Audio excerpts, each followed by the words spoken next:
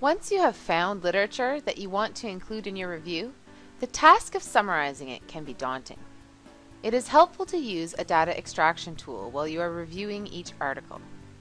Then, creating a table that captures key points you need to consider for your analysis will make your summary more accurate, effective, and complete. This step is so important that I get my students to do it for marks. If you are working on a literature review, trust me, you don't want to skip this step. If you do, the review will end up taking a lot longer to complete, and you will be more likely to miss important information. Also, if you are working on a team, these tables are absolutely essential for communication and collaboration.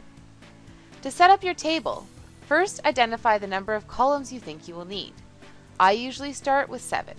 You can add more later if you need to, but I find it easier to remove information before publication than to add it. The headings in your table will depend on the information you need to collect, which will depend on the purpose of your review.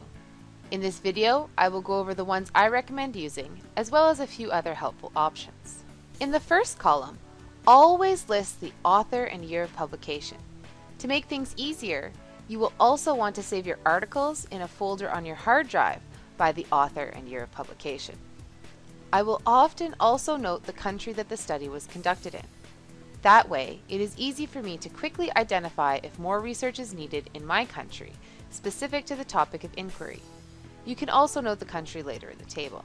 Discipline may also be useful to note, either in the same column or a separate one if you are looking at a multidisciplinary topic, such as hand hygiene practices. It can help you identify if you need to consider looking in other areas to capture missing disciplines, or if there's a lack of evidence particular to a discipline. However, if your literature review is focused on a particular discipline, such as nursing, then this information would not add anything to your table and should not be used. Remember to keep your table as concise as possible. Include the topic or focus of the study, as well as the research purpose or research question in the next column.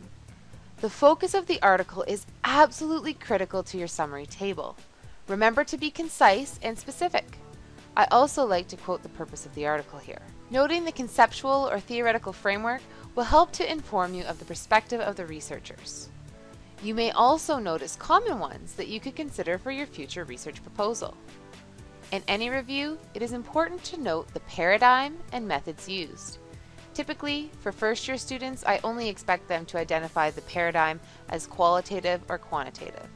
In upper years of the program, and when I publish, I expect a more specific identification of the methodology. Sometimes, depending on the purpose of the review, I will use separate columns for the design, sampling method, and data collection or analysis methods. For pragmatic reasons, I still limit the total number of columns in my table to 7 or 8. The context, setting, and sample should also be noted. This is another location that the country the study was conducted in can be listed. Just don't put the same information in 2 spots. Be concise and consistent. Whenever you are putting more than one type of information in a column, make sure you are also consistent in the way and order it is listed. For example, always note the setting, then the sample in this column.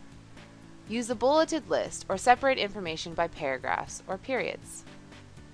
Key findings need to be presented in a brief way. Make sure you are not simply writing everything down. What findings are of particular interest to the focus of your literature review? The more concise you are, the better. Stay focused. Noting the gaps in the research will help you think about what research needs to be done. Make note of the limitations of the study you are reading, as well as areas for future research. This step can be particularly useful when laying the foundation for your next research project. Many published reviews now include all or part of these summary tables. Go take a look at what has been published for more examples of how to construct your table.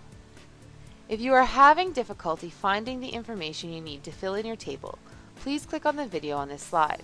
If you like this video, please let me know by pressing the like button, subscribing for more, and commenting below. Thank you for watching.